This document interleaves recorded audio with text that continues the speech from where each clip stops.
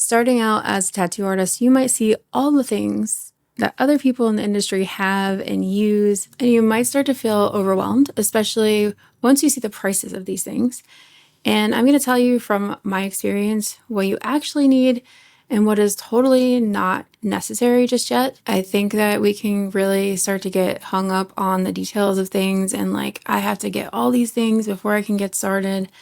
And that's just not the case. So I'm just going to go through and tell you what I've seen myself and my own experience and what I've seen from the people that I work with that are just starting out. What not to waste your money on and what you definitely want to invest your money on. So let's get into it.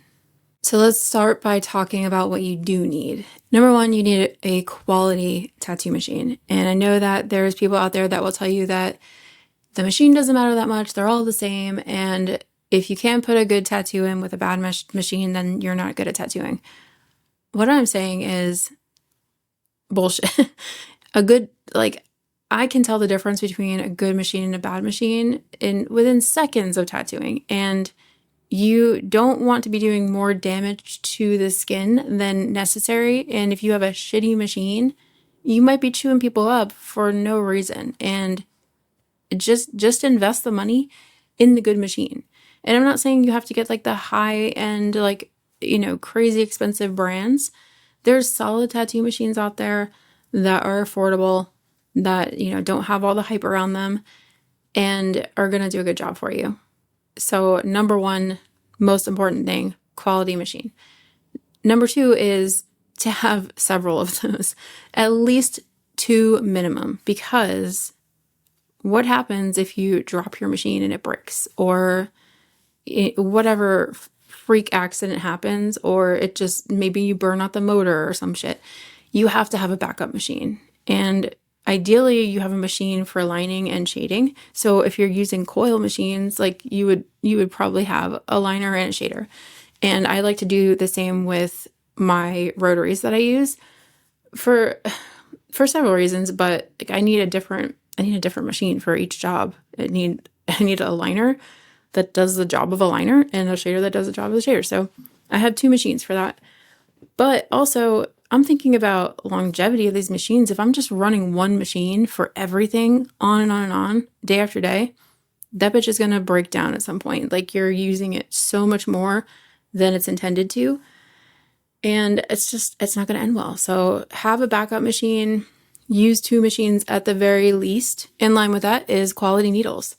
And you don't have to have every single needle size to start out. When I started tattooing, we used, was it a 5?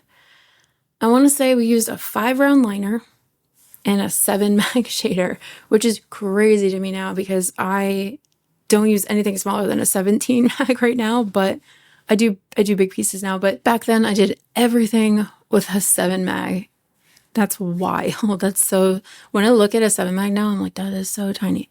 But my point is, you can do the job with just a liner and a shader. You don't need 5 million different, sizes. You can get to that point. Like get a couple sizes, like maybe get a small mag and a bigger mag, get a smaller liner and a bigger liner. And that's all you really need. You don't need, 3, 5, 7, 9, 11. Like you don't need every single size. Just get what you need to get the job done. And as you grow your career, as you start to make more money, then buy more stuff, then add to your collection. Quality inks, same thing. Just, you gotta get the good, you gotta get the good stuff. Don't go buy crappy, like Amazon brand ink. I don't even know if they sell Amazon inks on Amazon, but get the good stuff. And if you're asking me, it's Industry. I love Industry's inks. They do sponsor me, but they are not making me say this. I do genuinely love them. Been using it for years. Huge fan. And, regardless, like there's lots of good companies out there that make ink. Get a quality ink. Don't skimp on the fucking ink and get some shitty brand. Your tattoos are going to come out better. They're going to heal better. It's going to be less work for you in the future. If they heal better, you don't have to go back in and do touch-ups. It's worth it. Just invest in the good inks. Business cards are a big one. They're not expensive. I mean, they can be expensive. Don't don't buy them from Vistaprint. Don't buy them from fucking Staples. Don't buy them from, you know, a 1 hour print center, whatever. The company that I use is, it's gotprint.com. It's fucking cheap. That's, again, I'm not sponsored by them, but I've been using that for a very long time. You can get a large amount of cards for cheap. Your cards don't have to be amazing. You don't have to have some like fancy fucking card that's like super thick and has like metallic sides on it and like, embossed with, whatever the fuck. I don't know. You don't need all the fancy shit. Just get a simple fucking business card with, a picture or a tattoo or something, like something impressive looking on it like that, like the image wise. But as far as the print itself and like the quality of the cards, no one fucking cares. They're looking at that and they're either throwing it away or they're shoving it in their wallet to hopefully remember again in the future. But after they've looked at your Instagram and went and followed you, that card is useless. So don't waste a bunch of money on the fancy cards. You do need an Instagram or a TikTok, one or the other. You don't have to have both.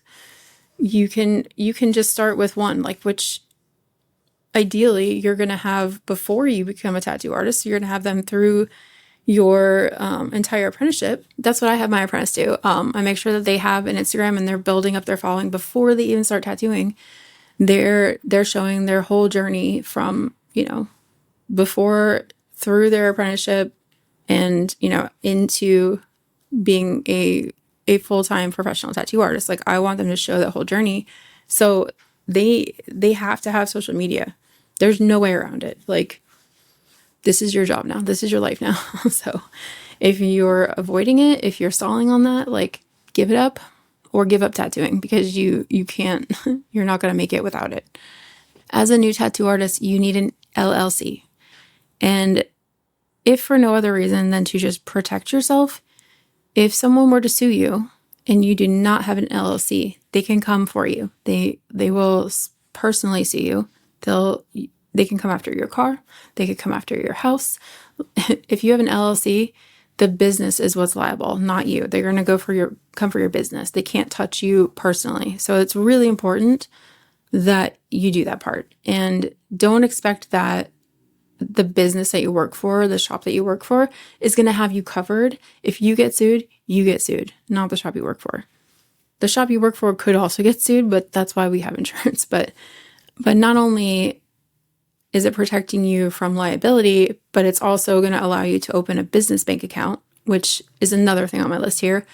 You need a separate account for your business. And if you don't have an LLC yet, you can just make that a separate checking account that you only do business transactions through, that you only, put your money coming in goes straight into that bank account, and whatever you're buying for the, the business for tattooing comes out of it. And along with that bank account, you need to keep a ledger of some sort, some way to track your income and your expenses.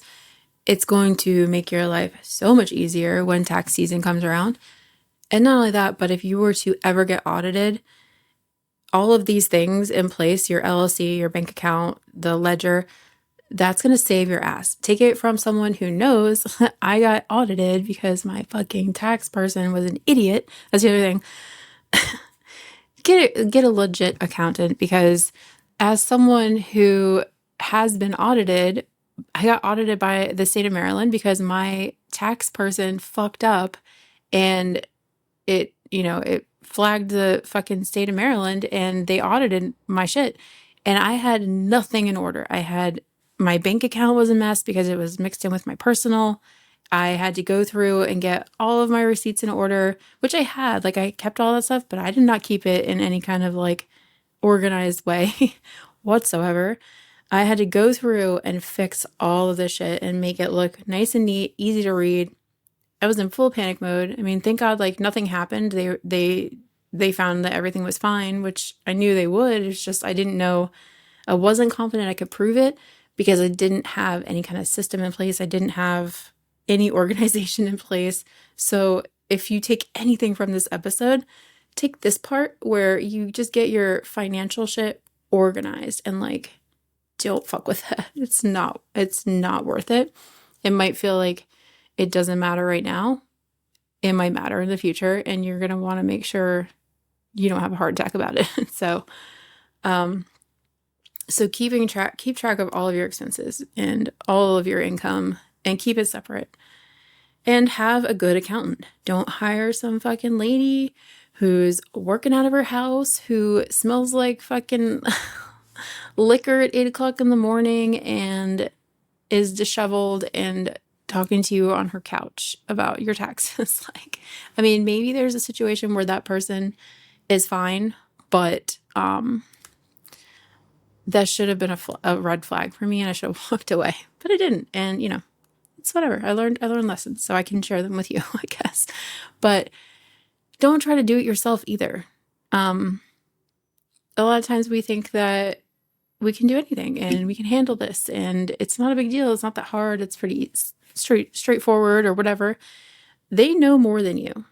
The laws for taxes change every single year, and they learn that shit. Are you out there reading all the new tax laws? Probably not. And if you are, I feel like you probably have a better way to use your time, and you should just pay someone else who has to do that for their job. Like maybe focus on your job, or read something about your job. A good accountant is going to find ways to save you money, and that is worth whatever it is you're paying them.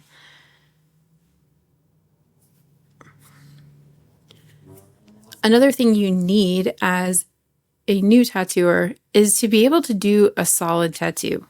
Just that's where your focus should be, and building a solid portfolio. These are things you have to have, because like you have to be able to deliver on what it is the client wants and do it to the best of your ability. And that's what's going to grow your business. Focus on that. Just don't worry about all the other bullshit. Just focus on doing a good tattoo for every single tattoo.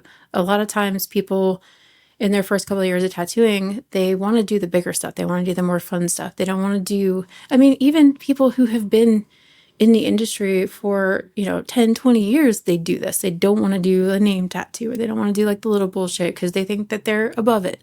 But that little shit is a gateway to the bigger shit. That's the client that might later on get a sleeve from you because you took the time to do this name tattoo like it was the last tattoo you ever do, because you put all of your time and your focus into making that the best that you could make it. Like, even if it is a little bullshit tattoo, you still have to do a good job, and you still have to make it awesome for this person, because that is a future client that might bring you, it might be like $100 tattoo today, but that might bring you, $5,000 in the future if you win them over and you do a good job, because like that's the stuff that matters. That's where you sell them. And having a solid portfolio means that you're proving what you can do. If you don't have the photos, if you don't have the pics, you can't prove it, right? So people are still coming in, even if you're at a shop that's appointment only, people are still coming in and looking through portfolios. Like we have a door with like words on it that says like pretty small bluebird tattoo. So it's not like we're advertising walk-ins or anything like that. We barely look open, and people still will wander upstairs and they look through the portfolios, and that is an opportunity for you to get a new client. And if you ever go to an event, a convention, or, they have like a street fair, but they have street fairs all the time. That's the time to put your portfolio out there. You have to have a solid portfolio if you want to attract people. And I feel like this, like I don't have to say this, but in case I do, I'm saying it. Like, build a solid portfolio. Get the bullshit out that doesn't look good. As you're doing better and better tattoos, get rid of the old stuff. It is not better to have more pictures. It is better to have quality pictures. So, if you're 3 years in and you still have stuff that you did in your first year and it's like, but you just want more pictures in your portfolio, like, hear me when I say, fucking get rid of it. It's not the best representation of your work. Get rid of it. And that's what I tell everybody. If someone were to come, like, look at your Instagram or look at your portfolio and just pull one picture, like just randomly pick one picture out of it, and that's the only picture that's going to represent your entire career, and what you do and what you're capable of, are you gonna be happy with the picture they choose? If there's anything in your portfolio or on your Instagram that you can't confidently say, yes, I'm happy for that picture to represent my entire career and my ability and what I can do, get rid of it. Just get that picture out of your portfolio, archive it on Instagram, whatever you got to do. But everything should be representing you as best as possible. You may even have pictures of tattoos that you love. They came out awesome. You're really proud of them, but the picture looks like shit. And you didn't have a good camera, or you forgot to wipe your lens off before you took the picture, or whatever the reason is, you don't have a good picture of it, but you keep it in there because you're really proud of the tattoo. Get rid of it. It's not doing you any favors. Bad pictures make you look like a bad tattooer. And it doesn't matter how good that tattoo actually is. That's something that's going to bring people in off the street that see it in person. Like, that'll bring people in. But having a picture of that, if the picture's bad, it's not doing favors. Just get rid of it. But in order to get those good pictures, you do need a good photo light and a good photo setup. So everyone's using a CPL lens now, and it's not necessary, but if you want really nice pictures that don't have glare all over them, everybody else in town is using a CPL lens, just get a CPL lens. Like, they really aren't that. You can get cheap ones off of Amazon. The one that I have, I think, is $80, which is more expensive. I think they have some for like $60 on Amazon, but it's worth it to me because I want my pictures to look great. I want my pictures to represent what the tattoo actually looks like in real life. And having glare all over your tattoo and having, washed out color, like, that's not doing it for you. It's not helping you. So invest in a good photo light, invest in a good CPL lens, invest in having like a certain like way or area that you take the photos so that they will turn out well. You don't want bad photos representing good work. It just doesn't make any sense. If you have to have the pictures to prove what you can do to earn the trust from the people so that they will get tattooed by you. Another thing that you need as a new tattoo artist is clients. Again, no brainer, right? But all of us start somewhere. All of us start with nothing and no clients. And maybe we have like, our boss's client that, feels sorry for us, wants to let us tattoo, and wants to let us tattoo them because they want to see you grow and learn as an artist. And they want to say that like they were there in the beginning, but you have to find your own clients. Taking handouts from your boss's clients is great and all, but your friends and your family are going to be your first clients. And it's great. And it also kind of sucks because there's the same people that are going to like bargain with you the rest of your career. And you have to like learn quickly how to set them straight. But in the beginning, those are the people that you have to win over, whether they're your best friend or acquaintance or whatever it is. You have to start somewhere, and it's those people that are going to help give you that boost to get your career started. So you have to find the ones that are going to be your biggest fan. They're going to shout you from the rooftops. They're going to tell everyone about you. These are the people that you want to find, and you have to protect them at all costs, and you have to lean into them. If they are spreading the word for you, they are invaluable to you at this stage in your career. So find them, take care of them, do a good job on them. Like, they should have your best work. The people that are really like promoting you for, without you even asking, they should have your best work on them. And, those are the people when I'm thinking of like, I'm trying to, switch over to a new style, or I want to start working, like doing more lady faces or something like that. And I'm looking for someone to get something like that so that I can promote it, so that I can get more clients that want that. I'm looking at those people. I'm looking at those people that naturally just shout me out. Like, those are the ones that I want with the good work on them. Not that I'm doing bad work on other people. I'm just saying, like, the extra good work that you really want to do belong to those people. And the last thing on my list of things that you need to have as a newer tattoo artist is communication skills. And I'm so sorry to tell you that, but you got to talk to people and you're not going to get out of it. And you have to figure it out. There's just no way. You can't just like, text people and like talk online and then they come in person and you be like completely fucking silent and don't interact with them. That is your chance to fully win people over. And you have to get good at talking to people. You have to get good at communicating. You have to get good at communicating your policies, your like what your process is going to be like, what they can expect. You have to get good at asking them questions about their tattoo and what they want and how to get all of their ideas out so that your drawing matches what their expectation is. You have to get good at this stuff. This is not something that you can skip over. It's going to cause problems for you over and over again if you can't figure it out. And now my list of things that you don't need as a new tattoo artist. First on my list is every color ever made. You don't need to buy all the colors. So yes, invest in the quality inks. Yes, make sure that you're getting, the basic colors, but you don't need like 50 different shades of, please don't say gray. Don't say gray.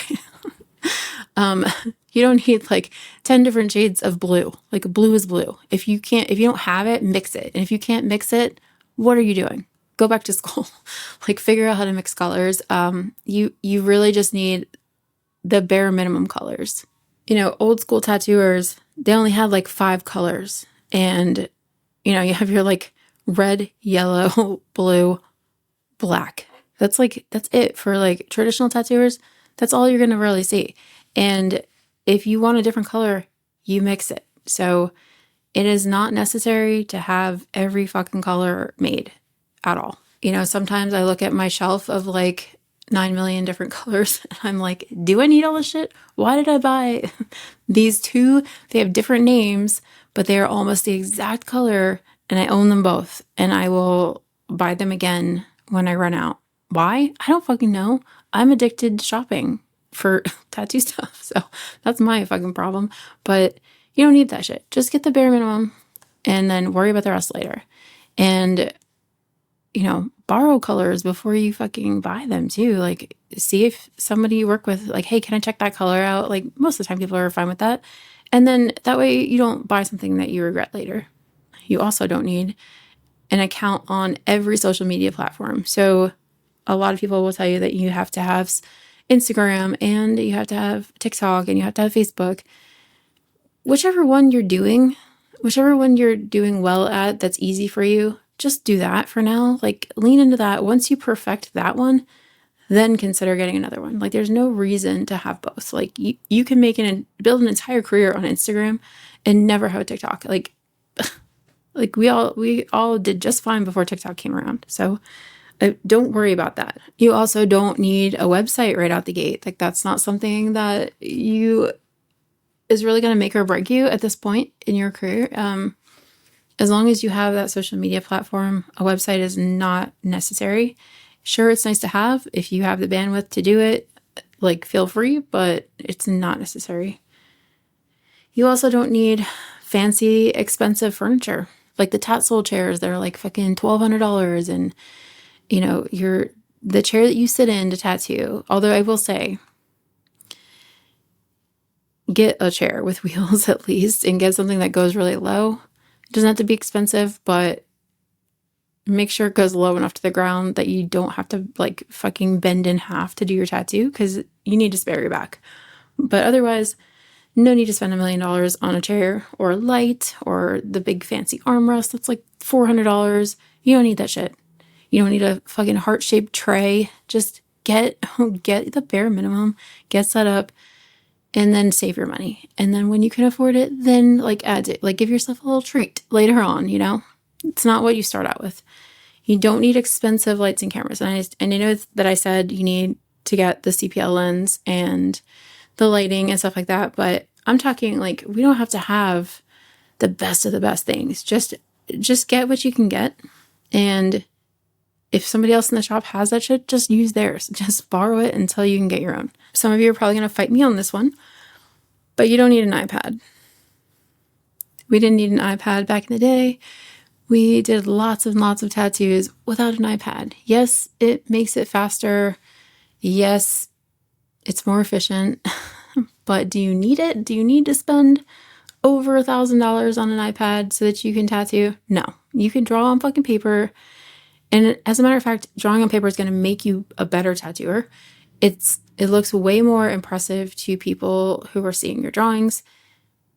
If you're looking, like, I don't know about you, but I mean, even as just like an artist in general, like, even like not as an artist, like point of view, just as a person looking at a drawing that was done on an iPad versus a drawing that was done on paper, I am far more impressed by the paper. I'm far more interested in the one that was on paper because you can use stamps, you can use like the stabilization tool. There's so many things on an iPad that are cheating, and anyone could do it. Literally anybody could pull up Procreate and draw something nice using all of the tools that are available on that program. However, on paper, you give somebody a pencil and a piece of paper, not everyone can make a cool drawing. Like that's not a given. So I'm far more impressed by paper drawings. You don't need an iPad. So just hold off on that one. You also don't need fancy pencils and markers and pens. Like just get a fucking pencil and a Sharpie or like a black marker pen, something. And that's all you need. You got a copier at the shop. Like you don't need all the other shit. I recommend you get a red and a blue pencil and a regular like number 2 pencil, because that way you can, sketch in like blue and then sketch over it with like a darker color and then your pencil. But you can get better stuff when you're a fucking rich tattooer. Another one that might be slightly controversial is, as a new tattooer, you do not need to open a private studio. And I don't feel like I need to explain that. Just don't do it. You don't need a private studio. You need to be in a shop with other tattoo artists who have been tattooing longer than you that you can learn from. I have been tattooing now for 20 years, and I feel like I still have questions. I feel like I still am learning things. And I know for a fact, like in the first 5 years of tattooing, I leaned on the people around me a lot. What do you do when you come up on some kind of issue, some kind of weird skin, weird reaction? You got no one to ask because you fucking burned all your bridges and you went and opened a private studio. Who are you going to ask? Ask a stranger on the internet? Like you have to work in a shop with people who have been working longer than you, because there's inevitably going to be situations where you need help. You're going to need help for a long time. You don't know what you don't know. And you have to have those good relationships with people to ask. Like, sure, I guess there's a reality where you could have good relationships with people who have been working like in the industry longer than you, and they could help you out. But ideally just stay where you're at. I don't think anyone should really be opening a shop until they've been in the industry like a decent amount of time. I don't know. I don't want to put a number on it, but for fuck's sake, not in your first, second, third year. Please don't do that. You're setting yourself up for failure, and you're going to learn bad habits, and you're not going to have anybody to help correct them. You're not going to have anybody to set you back on track, And you also don't want to be the best person in your shop. So my best person, I mean like the most talented artist, or like, the best tattooer in your shop. You want to be around people who are going to help you grow and push you to grow. If you are fucking top dog and you're, the best artist in the shop, you're not growing. Like there's nothing to push you, because you think you're hot shit, and you think that, like, well, I'm better than that guy, so, I must be pretty great. But until you get into a room where you're just surrounded by fucking like heavy hitters and just absolute killers in the tattoo industry, and you're like, my work sucks. Like, you have to get around people who are better than you. And the longer you stay in those situations, the better it's going to be for you. And if you are in that situation where you are the best artist in your shop, you have to get out and go like visit other shops, and you have to go get in other spaces where you're going to be exposed to that, because otherwise you're going to get stagnant. Your work's going to actually like backslide. You're going to get worse. It's just, you can't stay the best person in your shop, especially if you're in your first couple of years, because like, God, that's a tough existence right there. Another thing that you don't need as a new tattooer is an apprentice. And I know that I'm coming across harsh right now, but I keep seeing this. It's just crazy to me. Like, I didn't even take my first apprentice until I had been tattooing like 19 years. And I still was like, I'm not sure I'm ready to teach somebody, because I feel like I'm still learning. And that's the fact. Like, the truth is, I'm going to always be learning, and that's never going to stop. It worked out well. Like, she's a great artist. She's doing awesome. But I don't know how anyone in their first few years tattooing can feel confident enough in teaching someone how to tattoo. It's crazy to me. You don't even know. You don't even know what you don't know, because, it's like the first 10 years, you're just learning how to put a tattoo in right, and like you don't even really see the results of what you did until the next 10 years. And then it's like, you look back at something you did in the first few years of tattooing, you're like, fuck, imagine, you look back at that and you're like, what the fuck was I doing? But everything you were doing, you just taught to a whole other person. You're not creating more tattoo artists. You're creating more problems. You're creating more like issues in the industry, and you're watering down the information. And so like, I just don't think that anyone should be teaching anyone how to tattoo unless they've been doing it for like 10 years or so. And again, like, I don't want to put an exact number on it because everybody's different, but like, for sure, not in your first 3 years. You don't need an apprentice. You also don't need a specialized style. And this might sound contradicting, because I do think that specializing is a really great way to get more business. Yes. However, I don't think it's necessary. Like, that is not the only way to be successful. That's not the only way to get booked out. Specializing in a certain style too early is a bad move sometimes. It's like, if you don't have the demand for it, you don't get to specialize. So if you're trying to do that too early, and that demand isn't there, and you don't have the clients for it, you're really just going to be shooting yourself in the foot, especially if you're going to be one of those type of people that's like, I only do this kind of work. If you're trying to specialize and you have your pre-drawns and you are pushing towards that, and you're really just trying to get there, but you're still taking on other work, that's fine. But if you're going to be the type of person that's like, I'm only doing this, and otherwise I'm not doing your tattoo, you are going to severely fuck yourself. Like, that is not going to work out well for you. There's ways of doing it where you are still taking in clients, where you're still doing the regular shit, and you're pushing for like, a specialization in something. But you don't have to specialize to be successful. I know plenty of people who do all sorts of subject matters, all sorts of different, genres, and they're perfectly successful. You also don't have to be able to do portraits or super complicated designs in the beginning to stay busy. You do what you do and do it well, and lean into it and challenge yourself, but don't get in over your head, and don't do things that you're not ready for, and don't do tattoos that you're not comfortable with.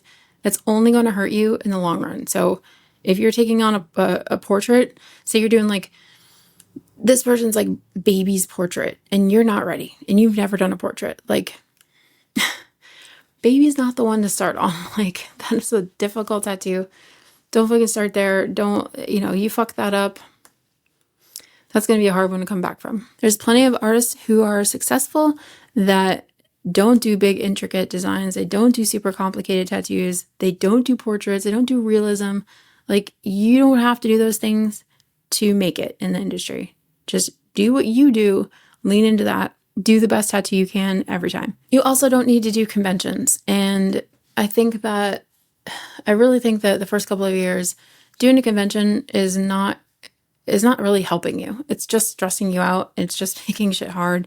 I don't think it's necessary. I don't know what kind of benefit you would really get from doing a convention that soon. The same with guest spots. I think that you should just focus on what you're doing, focus on doing good tattoos, and just, head down, work on that stuff until you've got a couple of years under your belt, then go out and venture out and do guest spots and do conventions and stuff. But you should only be focused on just putting in a solid tattoo in the beginning and worry about the rest later. And lastly, you don't need a ton of followers online. And I know I could say this till I'm blue in the face and no one's going to care because everybody just wants to see that number going up and they want to see that they have like a ton of people following them.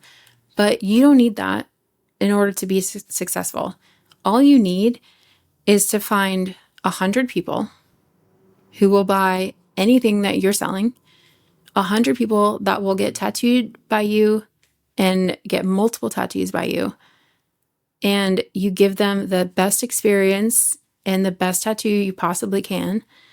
And they will tell their friends and they will tell their family and they'll tell anyone who will listen, and you will build an entire career around this. Having 10,000 plus followers online does not equal a booked out schedule. Having 100 diehard fans, that does equal a booked out schedule. And I just wanted to end this with a couple things that you don't need, but would be super helpful if you had them. So an understanding of business, an understanding of sales, and an understanding of marketing. These are all things I wish that I had in the beginning, and I did not. And these are all things that I had to learn a really hard way in the longest way possible. So I think that if you're going to put your time and energy into anything, you should put it here. Learning business, understanding sales, understanding marketing, how these things work, like how to create a successful business, because even though you're working in a shop, working for somebody else, you are a business now. Once you become a tattoo artist, you are a subcontractor, you are, you have your LLC, you're your business. And it might not seem like it's the same thing, but you have to treat it like it's the same thing, like owning a shop. Like you have to run it like you would anything else. And you have to learn the stuff if you don't know it.